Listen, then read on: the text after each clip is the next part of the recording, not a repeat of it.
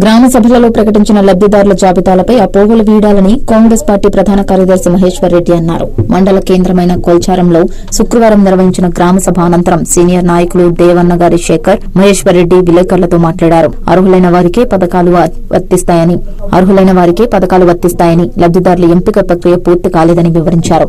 ఈ కార్యక్రమంలో కాంగ్రెస్ నాయకులు ఆచన్న శ్రీశైలం, చింతల బాలరాజ్, మహమ్మద్ ఖలీల్, చౌరీ, నరసింహులు, సయ్యద్ అక్రమ్ తదితరులు పాల్గొన్నారు.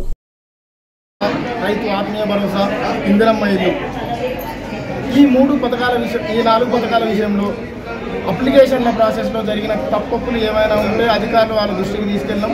ప్రజలు అధైర్యపడొద్దని చెప్పేసి మేము చెప్తున్నాం. వారికి ఏదైనా ఇబ్బందులు ఉంటే వారి తరఫున మేముండి అధికారులను చేసి వాళ్ళకి అప్లికేషన్ల ద్వారా మళ్ళీ మంజూరు చేయడానికి అవకాశం ద్వారా మేము చూస్తామని చెప్పేసి మేము చెప్తున్నాం. ఈ 4 పథకాలను ప్రజలు సద్వినియోగం చేస్తారని మేము అనుకుంటున్నాం. మా ప్రభుత్వం తరఫున సరియైన లబ్ధిదారులకు మాత్రమే పథకాలు ప్రభుత్వం ద్వారా సరైన లబ్ధిదారులకు మాత్రమే అందేలా చూస్తామని చెప్పేసి మా ప్రభుత్వం ఈ పని చేసినందుకు మేము గర్వంగా భావిస్తున్నాం. 9 ఏళ్ల పాలనలో పనిచేయని వాళ్ళు అవాకులు చవాకులు మస్తు వేయచ్చు, అలాంటివి పట్టించుకోరని చెప్పేసి ప్రజలు అలాంటివి పట్టించుకోరని చెప్పేసి మేము నమ్మకంతో ఉన్నాం. మా ఈ సంవత్సరం పాలనలో రాష్ట్ర ఆర్థిక పరిస్థితి బాగా లేకున్నా సమర్థ పాలన నిర్వహిస్తున్నందుకు మాకు ఆత్మగౌరవంగా ఉంది. ప్రజల మనోభావాల ప్రకారం ప్రభుత్వం నడుచుకునే విధంగా మేము వాళ్ళకు అనుగుణంగా మేము నడిచి ప్రజలకు సంక్షేమ పథకాలు అందేలా మేము ముందుండేలా చేస్తామని చెప్పేసి ఈ సభాముఖంగా తెలియజేస్తున్నాం. జై కాంగ్రెస్.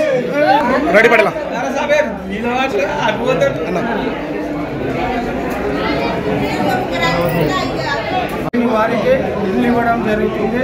550 ఇండ్లు వచ్చినంత మాత్రాన ఆ ఇల్లు ఇప్పుడే సెలక్షన్ అయినట్టు కాదు.